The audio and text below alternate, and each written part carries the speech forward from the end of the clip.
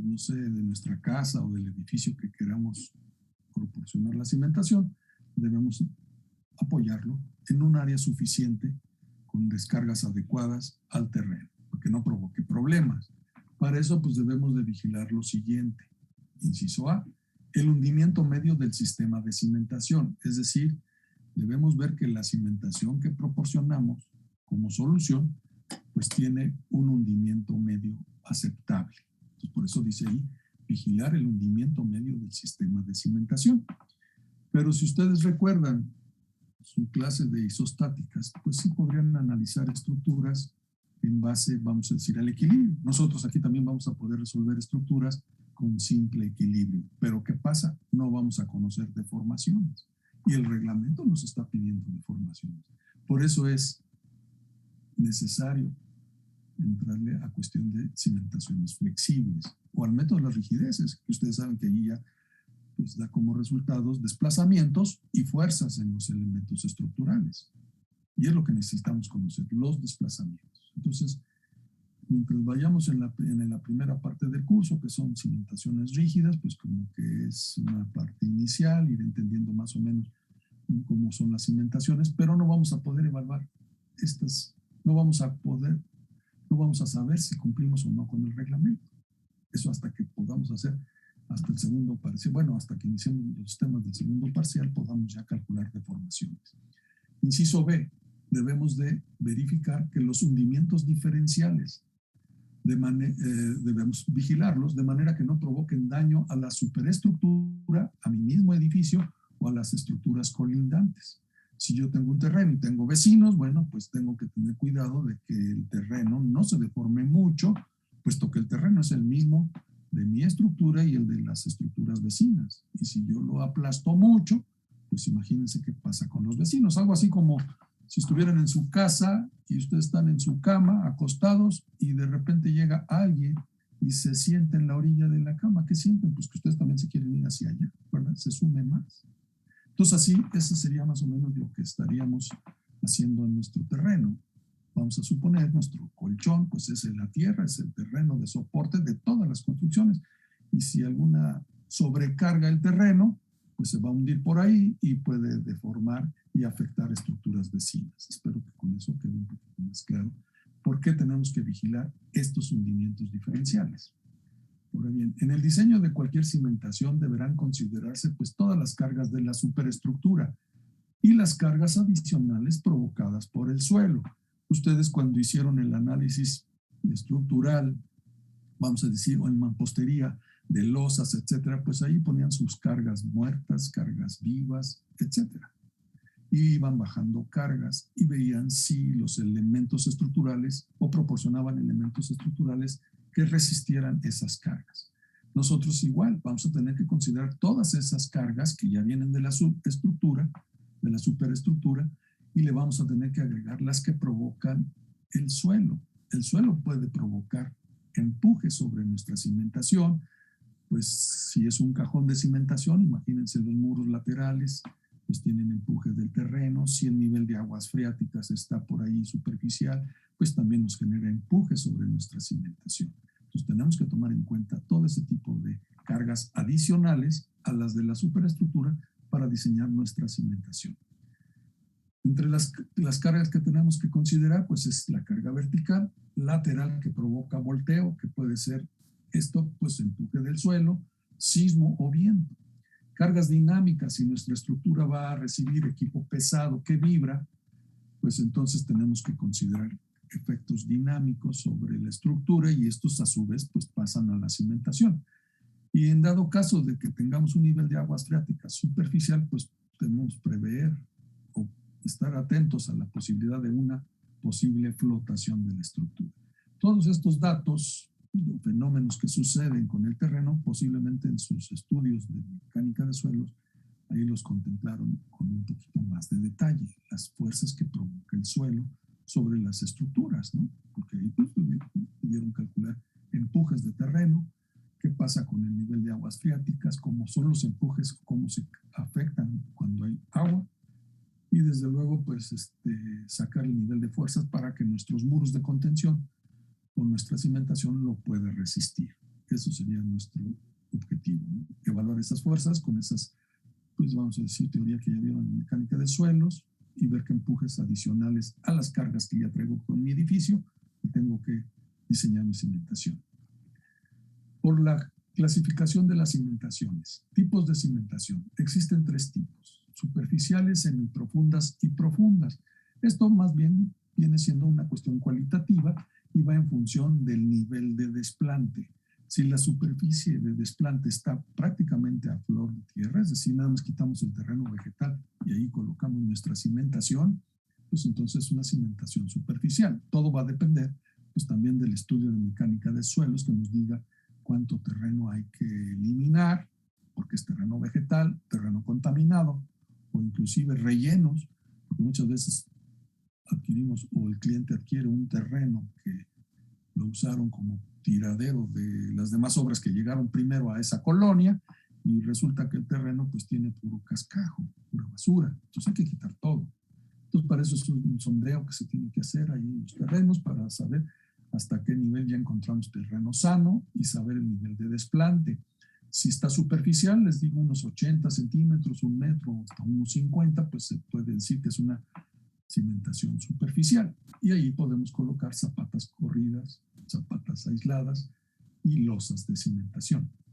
Si ya es semiprofunda, ya podemos, ya por las características del terreno, poca resistencia o lo pesado de nuestra estructura, tengamos que profundizarnos un poquito más en la cimentación, donde surgen los cajones parcialmente compensados. Esta compensación pues, nos va a ayudar a soportar la carga que mandamos con nuestra estructura.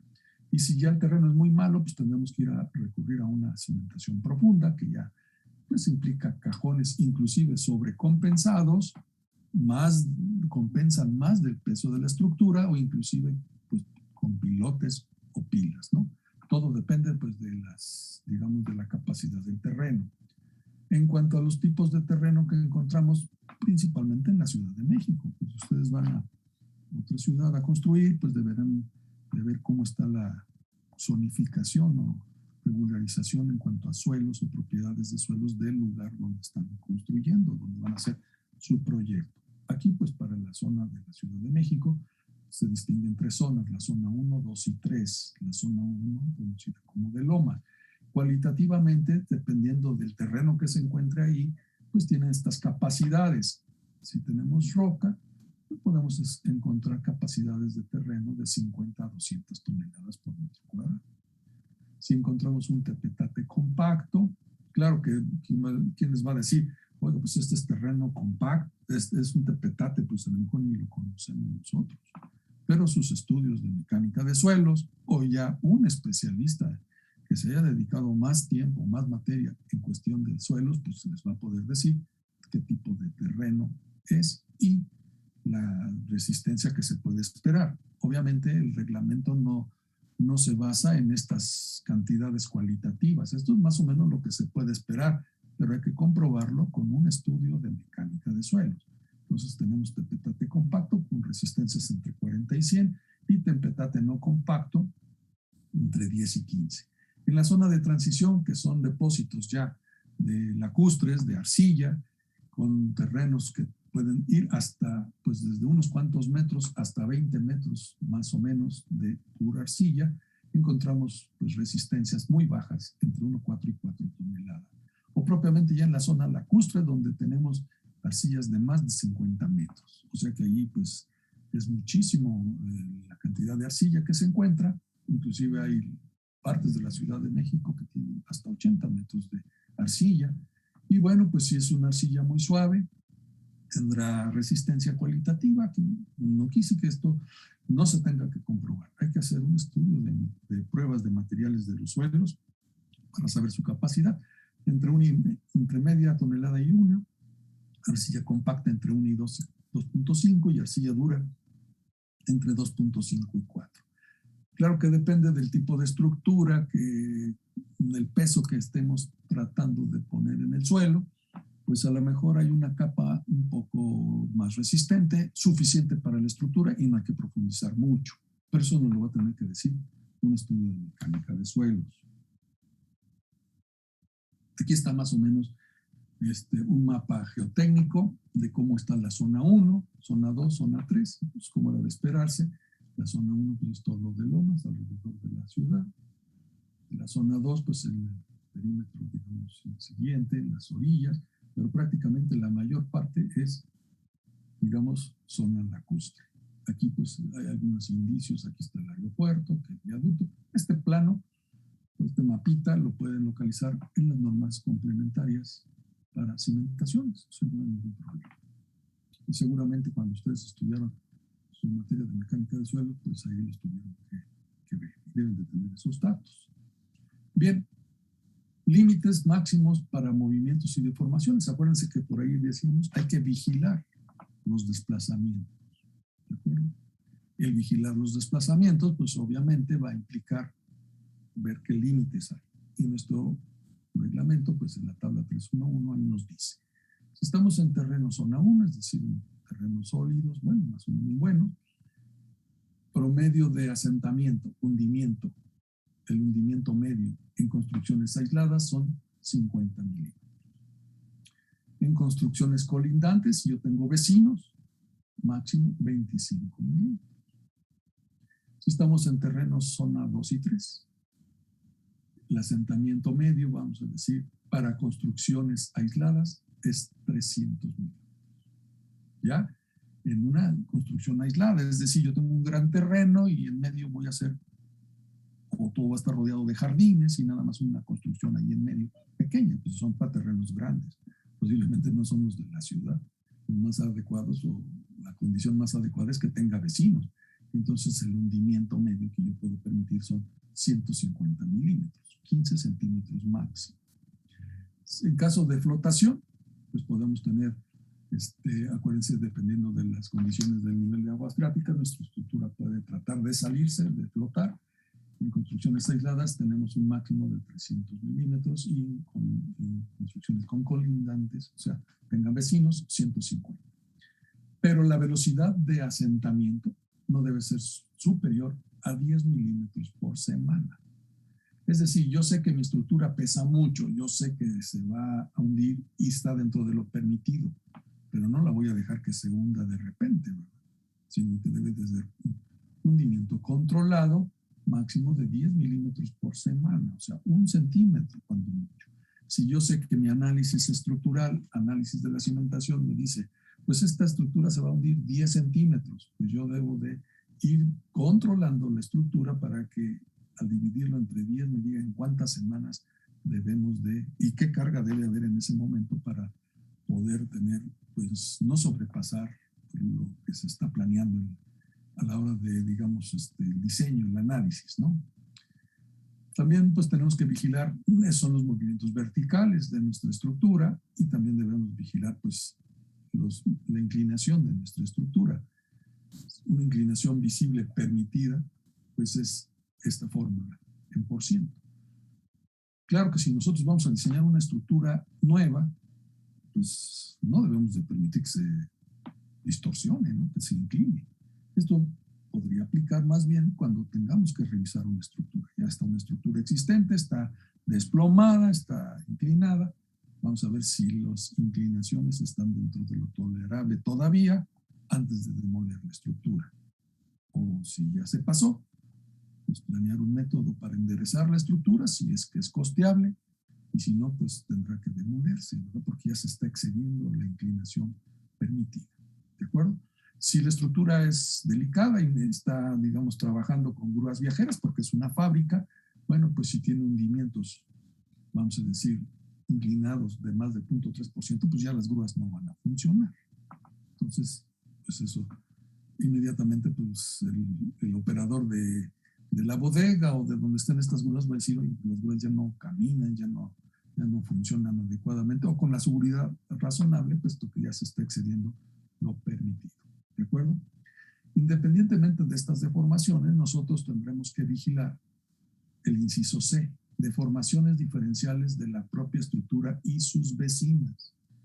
Véase la tabla 6.2 de las normas técnicas complementarias sobre criterios y acciones para diseño estructural de las edificaciones. Es decir, esta tabla 3.1 que ustedes viendo, pertenece a las normas técnicas complementarias para cimentaciones, pero ahí no van a estar duplicando pues, información que hay en otros libros de las normas técnicas. Por eso aquí nos hacen hincapié en que hay que verificar vamos a decir, la tabla 6.2 para esas normas. Inclusive, aquí es para cargas y acciones. Cuando ustedes quieren saber la carga viva, la carga muerta que aplica pues, a diferentes áreas de uso, por ejemplo, si son oficinas, si es habitacional, etcétera, pues ahí tendrían que consultar esos datos, ¿de acuerdo? Y bueno, observar lo que estos incisos, aquí viene un numerito, y bueno, hay que ver qué inciso, a qué se refiere eso, y hay unos comentarios, ¿verdad? Esta sería esta tabla, ¿no? Al final, si les muestro yo esta página de la tabla 6.2, pero tengo que pues, pasar a las normas técnicas de criterios y acciones que ustedes debieron consultar pues en mampostería para saber las cargas vivas y cómo se calculan las cargas muertas de edificios, en este caso pues casas, ¿no? Pues no sé si su proyecto fue de 2, 3 pisos a base de mampostería, no sé cómo esté la materia, pero bueno, ahí es donde se ven ese tipo de datos. Tipos de cimentaciones comunes. Esto pues nos sirve como una guía para darnos cuenta más o menos qué vamos a esperar de nuestra cimentación. Si a nosotros nos sale otra cosa muy diferente, bueno, pues la estructura está muy especial o algo estaremos haciendo mal. O sea, es como un índice, un criterio. Aquí vienen varios casos, tipo de obra, una obra, digamos, poco peso, una casa habitación, un edificio de hasta 5 niveles, más o menos es una obra de tipo, vamos a decir, de interés social, porque los edificios de 5 pisos no permiten o no requieren el uso de elevadores, por lo tanto, esos edificios pues con dimensiones mínimas de habitaciones, etcétera, pues son los de interés social y pueden llegar hasta 5 niveles, o ya edificios altos, en donde pues sí hay elevadores y ya es otro tipo de nivel de edificio. Si lo vamos a construir en la zona 1, bueno, pues aquí están las recomendaciones para cada uno de estos tipos. Por ejemplo, para casa habitación, pues se puede resolver la cimentación con zapatas de mampostería o concreto. Aunque ya las zapatas de mampostería prácticamente pues ya no hay personal que las sepa colocar. No es nada más conseguir la piedra de cimentación para la cimentación, sino también hay que saberlas, vamos a decir, hacer. Y pues ya el personal nuevo de albañilería que hay en las obras, pues no sé si están calificados, ¿no? Entonces, a lo mejor, pues en caso de la duda, mejor hacerlas de concreto, ¿verdad? Porque bueno, ahí como sea, pues es como más controlable. Aquí la mampostería, si la colocan mal las piedras, no están bien trabada la mampostería, pues la cimentación no sirve de nada, porque no lleva acero de refuerzo. Son simplemente piedras colocadas de una manera adecuada para que pueda resistir la carga y pues pase al terreno, ¿no? Entonces es importante esto. Ya no sé si hay personal en obra que sepa poner zapatas de mampostería bien hechas. Se pueden hacer hasta muros de mampostería, pero sí hay que saberlos hacer. No es nada más irlas pegando las piedritas. Hay que saberlas hacer para que no se vayan a caer. Si estamos ya en un edificio de 5 niveles, y bueno, pues aquí lo vamos a resolver con zapatas corridas o, a ver si tengo aquí la apuntadora, zapatas corridas o aisladas de concreto. Y si estamos en un edificio alto, posiblemente, pues como el terreno es bueno en zona 1, zapatas corridas o quizá una losa de cimentación. Si ya nos vamos a terrenos más débiles, bueno, pues en una casa habitación posiblemente tengamos que poner zapatas corridas de concreto. En edificios pequeños, pues cajones de cimentación, superficiales, pequeñitos, pero ya es una losa de cimentación. En edificios altos, pues ya tendríamos que hacer un cajón de cimentación semicompensado, tal vez con pilas o pilones. Ya si estamos en la zona 3, aunque sea una casa habitación, lo que tenemos que poner es una losa de cimentación. No podemos hacer zapatitas aisladas porque aparentemente, aunque las descargas sean bajas, y diga el de mecánica de suelos que sí aguanta el terreno, pero los hundimientos diferenciales no los vamos a poder controlar porque el terreno es muy flexible y cualquier cosa una zapata que esté trabajando a presión diferente de otra, pues se va a hundir más y eso va a ocasionar problemas, vamos a decir, de desplazamientos diferenciales. Entonces, ese es un problema. Lo que les decía, si ustedes están en el colchón de su casa, se sientan por un lado, se sientan por el otro, otra persona, pues se van inclinando las cosas, ¿verdad? Así sucede en el terreno. Entonces, si pongo zapatas aisladas o zapatas corridas en una situación de un terreno tan flexible, pues puede ser que no sea adecuado porque no vamos a poder, vamos a decir, tener unos desplazamientos diferenciales razonables, de acuerdo a como lo pide el reglamento. Entonces, pues es importante. Aquí después se recomienda una losa de cimentación directa, ya no hay problema. En edificios de 5 niveles, pues ya también, obviamente, si para las casitas necesitamos un cajón, una losa de cimentación superficial, bueno, aquí necesitamos ya cajones de cimentación que pueden ser semicompensados, con pilas o hasta con pilotes, dependiendo pues de cómo esté realmente el terreno y la carga que mandemos. En edificios ya altos, inclusive, pues debe ser un cajón compensado con pilas y además pilotes de control. Es decir, estos pilotes normalmente van a llegar al terreno firme, pero debemos de tener control sobre las deformaciones regionales. ¿Qué quiere decir eso? Que si yo pongo un edificio con pilotes y no le puse pilotes de control, al paso del tiempo, las calles, el área circundante se va a comprimir, se va, vamos a decir, hundiendo. Y nuestro edificio, como está en pilotes, va a quedar, vamos a decir, arriba. En cambio, si tenemos pilotes de control, los vamos a ir, vamos a decir, pues, corrigiendo cada año, dependiendo de qué velocidad tengamos de hundimientos regionales, y podemos ir controlando que el edificio vaya al nivel se deforma igual que el nivel de la calle, ¿verdad? ¿Ustedes en mecánica de suelos vieron todo eso? ¿O no? ¿Nadie comenta? Se supone que ahí les explican pilotos de control y todo ese tipo de cosas, ¿no? Bueno, nos dieron una explicación así, profe, en mecánica de suelos. No es que como no sé quién habla y no le puso la cámara, no sé. Yo. ¿Qué pasó? Sí. Sí, sí pues no, a lo mejor no muy a fondo, pero sí nos dieron, pues mínimo la teoría de, pues esto de los pilotes, cajones, cómo Todo. Y bueno, funcionaban. ¿y cómo funcionan los pilotes de control, verdad? Básicamente, ¿no? Ajá, y dados. Sí, nosotros, por ejemplo, tenemos en la Ciudad de México muchos edificios que tienen estos pilotes de control. El problema con esos pilotes de control es que requieren pues el mantenimiento precisamente para ir controlándolo. Y luego los administradores de los edificios pues no los contratan o cambian la administración y se les olvida que hay que hacer eso y pues al rato es un desastre con esos pilotes. Ustedes conocen el Ángel de la Independencia. Ese Ángel de la Independencia tiene pilotes, pero no de control. Son pilotes hasta el estrato resistente. Cuando se construyó esa, digamos, plazuela o glorieta, ese monumento, en lugar de subir como está ahorita, en realidad tendríamos que bajar medio nivel desde la Reforma, digamos, la glorieta esa de Reforma, para accesar a la entrada de esa, digamos, monumento, porque hay una entrada y una escalera y puede uno subir. No sé si él te lo permite, a lo mejor ya no, con tanto relajo, vandalismo, etcétera, a lo mejor ya ni está permitido. Pero había que bajar a la plazuela y ahí había unas banquitas y todo, bueno, la gente por ahí estaba. Conforme pasa el tiempo, pues el jardincito ese que estaba hacia abajo con respecto a la calle, pues se fue nivelando a la calle y ahora ya quedó pues, bastantes metros arriba, ustedes lo pueden observar.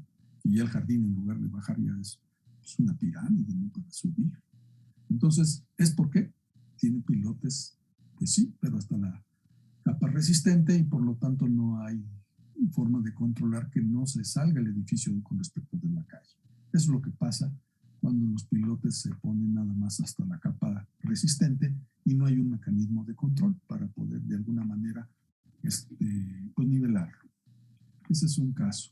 Pueden existir otros casos también en donde pues no tenían pilotos de control, después pues como vieron que ya se estaba pasando de la calle y pues tendrían que poner escaleras para subir a la planta baja, ¿no? Muchos así lo lograron hacer, pero si ya es demasiado, entonces pues tendrían que recimentar y haciendo algunos cambios en la cimentación para poderle poner pues algunos accesorios para poder controlar el nivel con respecto de la, vamos a decir, terreno. Ustedes conocen la torre latinoamericana, pues esa ni se sale de la calle ni se hunde, ni le hace nada a los temblores. Se construyó en 1962, ya pasaron muchos terremotos, temblores y ese edificio se ríe de todo eso. Y cuando se diseñó, ¿a poco iban a saber de qué nivel de terreno o qué nivel de temblor iba a haber en la Ciudad de México? Pues no, simplemente un buen diseño, nada más, ¿verdad? Y con pilotos de control y darle el mantenimiento al edificio. No lo descuidan. Entonces ese edificio, si ustedes van a la calle ahí de Eje Central y no sé qué está ahí, pues no se nota que esté saliéndose de la banqueta ni subiéndose. En cambio otros edificios ahí cerca, como es el edificio de correos, etcétera, que pues son estructuras muy antiguas, de piedra, pesadísimas, muros de mampostería, se ve que se están hundiendo con respecto de la banqueta, ¿verdad? Inclusive el mismo Palacio de Bellas Artes. Ese Palacio de Bellas Artes no tiene pilotos de control y puede estar saliéndose o sumiéndose, depende de cómo esté ahorita el nivel, pero creo que antes se bajaba más niveles para llegar a, igual que como los diseñaban antes, ¿no? Para no sobresalir mucho, hacían una, pues como, digamos, plataforma abajo, y ahí lo construían, pero con pilotes. Ahora ya están saliendo, inclusive pues ya están quedando pues arriba de la banqueta. Pues hay muchos casos de esos edificios. Como les digo, tendrían que hacer adecuaciones a los pilotes pues, antiguos para irlo controlando de alguna manera. No sé si hay alguna duda. En cualquier momento, si hay alguna duda, pues me pueden interrumpir, ¿no? Para que quede todo claro. Ahorita pues es una simple plática, una introducción. Bien. Para decidir cuál es el tipo de cimentación más adecuado a nuestro proyecto, debemos considerar, primero, un estudio de mecánica de suelos donde nos especifique estratigrafía, capacidades, módulo de elasticidad y módulo de reacción. Aquí está con rojo módulo de reacción. Este se puede estimar si conocemos todos los estratos y propiedades elásticas y mecánicas. ¿De acuerdo? Segundo, cargas que tiene la estructura por cimentar. Se obtiene de un análisis estructural considerando las combinaciones de carga de acuerdo al reglamento de la Ciudad de México. En la famosa tabla 6.1, donde vienen las cargas para los usos de las áreas habitables, donde nos da carga viva máxima, carga viva media, donde nos dan la carga viva instantánea, y pues también tendríamos que ya recurrir a la cuestión sísmica, pues las normas complementarias para sismo, para ver cómo calculamos este efecto o las de viento. Y tenemos que considerar pues estos casos básicos. Ahora bien, antes de cambiar de esta figura, miren, está con rojo módulo de reacción. Entonces, como primer trabajo de tarea, de investigación, ¿cómo calculamos o cuáles son los módulos de reacción para terrenos, vamos a decir, tipo, vamos a ver como les puse acá? Bien.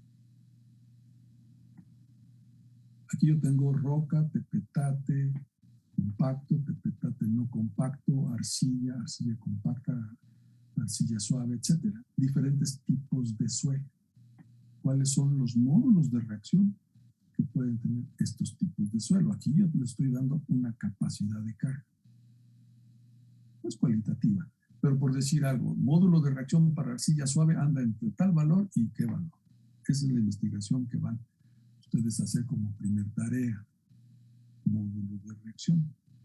Obviamente, pues consultan sus apuntes de mecánica de suelos, ven cómo se calcula el módulo de reacción y si encuentran alguna tabla con valores índice de los diferentes tipos de suelo, pues eso es lo que consiste en hacer esta primera tarea. ¿De acuerdo? Pues si yo voy a un terreno específicamente y quiero saber el módulo de reacción, puesto que voy a construir ahí mi edificio, que vamos a decir, tengo que hacer desde el punto de vista mecánica de suelos para obtener ese valor. ¿Qué pruebas? ¿Qué se necesita para saber el módulo de reacción? ¿De acuerdo? No es el módulo de elasticidad. Aquí están, miren, ahí están los dos. Yo sé que en las pruebas de mecánica de suelos, lo convencional es sacar pues, la estratigrafía, sacar diferentes capas de suelo azul, de suelo negro, sí, ahí lo clasifica. Pero eso no nos sirve para cálculo. Las capacidades, bueno, pues sí necesitamos saber la capacidad del terreno, hasta qué capacidad podemos cargar. El módulo de elasticidad, pues también es un dato que pueden obtener en las pruebas de laboratorio, pero ¿y el módulo de reacción? ¿Cómo lo sacan? ¿Con qué prueba del laboratorio? Entonces, es saber cómo se saca el módulo de reacción en forma específica en algún terreno y valores índice de los diferentes tipos de terreno para saber qué esperamos de esos suelos. ¿De acuerdo? Ese es la primer ejercicio, bueno, tarea de investigación. Acuérdense, no es ejercicio como los que estamos haciendo en clase, es una investigación. Pero pues como es de mecánica de suelos, pues ahí a ver, ¿qué les dieron en mecánica de suelos? Vamos a esperar. Bien, pasamos a ver la siguiente. Ya, prácticamente todo. Déjenme ver si les quería mostrar la tabla, esta 6.2 famosa. Déjenme. Y luego se salen, pues estoy en la explicación, luego no me doy cuenta. Y pues sí deben de vigilar un poco. ¿Cómo se llama? Que si internet más o menos sí estable, ¿no? Que si se sale, no está. Déjenme localizo la tabla esta en las normas. Ahorita. Es el título 6 de capacidad de cargas, etc. Que nos va dando aquí.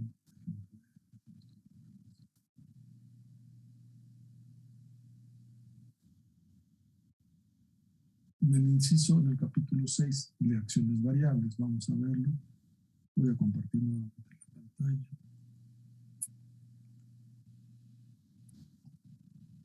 Aquí tenemos, este es el título ese de cargas, el título 6, ¿verdad? Acciones variables, cargas vivas, definiciones. Bueno, ustedes ya estuvieron estudiando todo esto para su mampostería, lo que son cargas transitorias, etcétera, ¿no? Deformaciones impuestas, bueno, todo este tipo, pues échenle un vistazo, ¿no?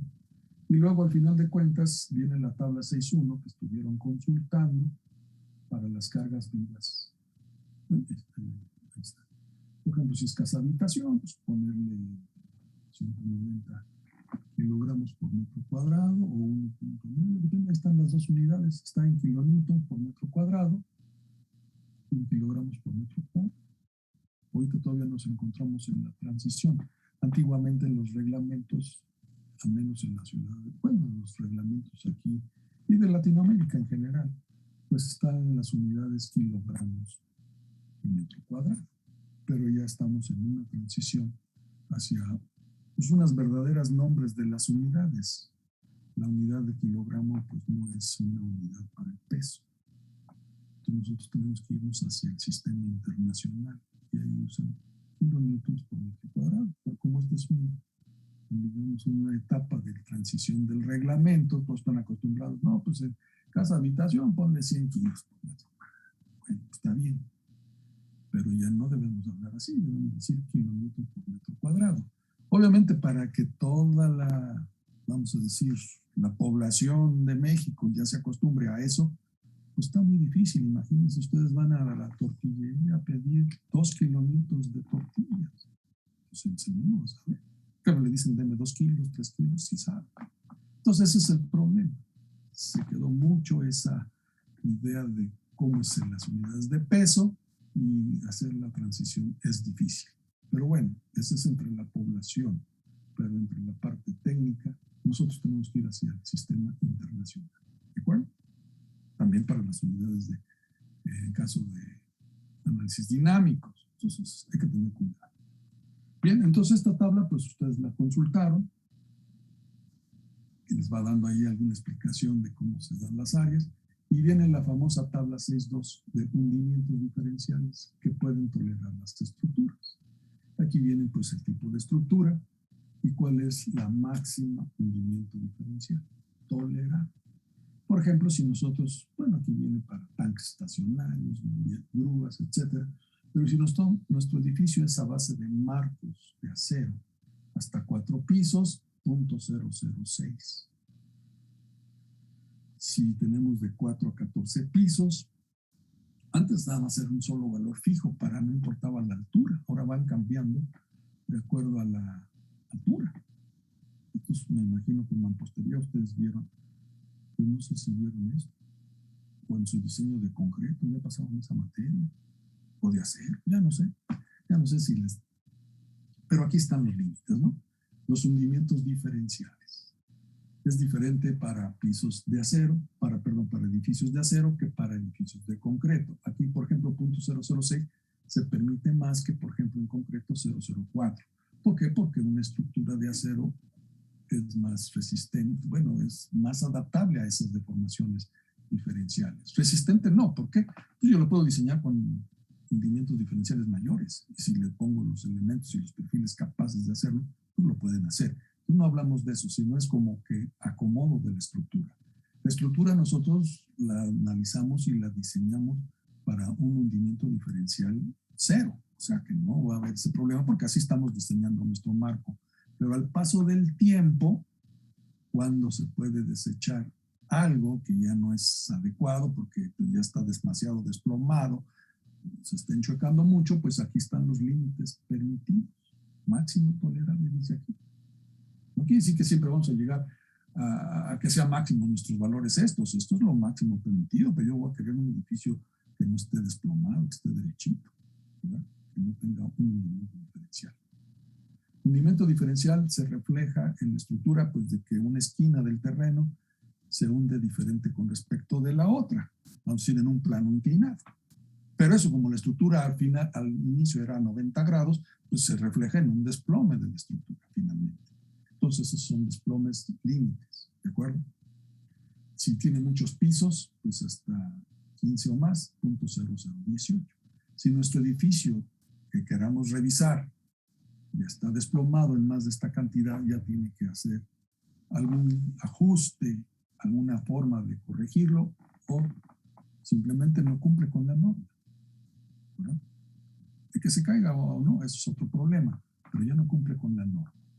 Pues nuestro edificio nuevo pues debe tener pues, derechito, ¿no? No debe hundirse, no debe tener deformaciones de desplome, debe estar bien construido. Pero conforme pasa el tiempo, aquí están los límites, ¿de acuerdo? Esta es la famosa tabla 621 y nos van diciendo ahí pues, diferentes condiciones. Si se trata de estructuras sensibles como casas de 1 o 2 plantas con muros de carga de ladrillos y estructuras ligeras, el desplome máximo es de 0,0 o el hundimiento diferencial máximo es de 0,02 a 0,03. Entonces, si yo estoy construyendo una casa en la zona del lago y le pongo zapatas corridas, pues la puedo construir bien, derechita, sin desplome. Pero conforme pasa el tiempo, se va a ir desplomando la estructura. Se va a deformar diferente una cimentación de la otra. Por eso es la recomendación de que en ese tipo de estructuras invariablemente se pongan losas de cimentación. Y bueno, pues es recomendable leerlo. Aquí tiene una explicación, una grafiquita de cómo es el hundimiento diferencial. Es la deformación que ocurre, vamos a decir, máxima. Y esta tangente, ese es el porcentaje de 0,05, bueno, lo que veíamos, ¿no? Aquí está. Léanlo ahí con más calma, ¿de acuerdo? Pero esto está en el título este de cargas y no sé, el título general del título 6 de seguridad de las estructuras, ¿de acuerdo? No sé si hay alguna duda o comentario.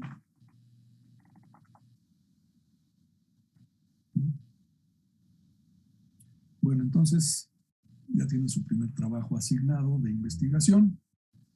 Váyanse haciendo de las normas, pues vamos a decir de las de cimentación, las normas complementarias para estructuras de cimentación.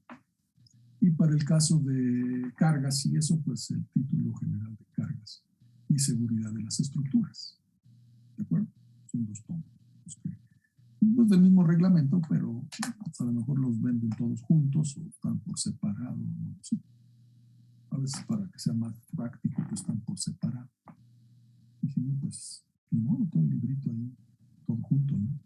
sí que sean las normas últimas, las de la Ciudad de México 2017. ¿De acuerdo? No sé si esas solamente se consiguen pues en el diario oficial, la Gaceta Oficial, o ya hay impresiones de alguna librería, no sé si lo que tengo aquí pues es como lo vieron, la Gaceta Oficial de la Ciudad de México, que se publicó el 15 de diciembre, que es cuando salió publicado. Para conseguir ese ya no va a haber, pues esas gacetas se acaban, ¿no? Las imprimen determinado tiraje y ya. Entonces lo que hacen las librerías, diferentes pues impresión de libros, sí, librerías, pues copian, transcriben esto, le agregan comentarios, le agregan unos dibujitos adicionales y ya venden sus normas técnicas complementarias de la Ciudad de México. Pero nada más asegúrense que sean las del 2017, porque luego pues le cambian la portada a una edición vieja y no nos sirve de nada, porque no tienen el nuevo reglamento, cambió mucho con respecto del que había antes del 2004, que viene siendo el del 1987, ¿no? Pero tardó mucho tiempo en sacarse una versión más o menos, hasta la versión del 2004. Pero se basó en la de lo que salió cuando fue el temblor grande en la ciudad. Y luego pues ya pasaron pues, desde el 2004 hasta el 2017, otro temblor les llama la atención a la gente y vuelven a imprimir otra cosa, ¿no? Y así. Y cada vez que hay un evento raro, pues hay que complementar, hay que mejorar las normas o explicar lo que no estaba explicado, etcétera. Por eso van cambiando las normas. Entonces ahorita pues nos vamos a ir con las del 2017, ¿de acuerdo? Para que estén ahí atentos. No sé si hay alguna duda o comentario. ¿Ninguna? No, profe. No, profe. No, profe. Bueno, entonces les recuerdo que los que no hayan llenado el formulario de inscripción, es para su expediente, pues traten de llenarlo y enviar sus documentos que se solicitan ahí, por favor. ¿De acuerdo? Porque si hay algunos que todavía no, o ya llenaron el formulario y se les olvidó mandar la información, etcétera. Pues sí, tenemos muchas cosas que hacer, pero bueno, hay que atender esa parte para ir más o menos en orden en este grupo. Pues si ya no tienen ningún otro comentario, ninguna otra duda, pues aquí le dejamos y los espero el próximo viernes, entonces. ¿De acuerdo? Pues hasta luego, buenas noches. Sí, profe, gracias. Buenas noches. Inge, muchas gracias, buenas noches. No, profesor. Hasta luego, buenas noches. Hasta luego. Buenas noches.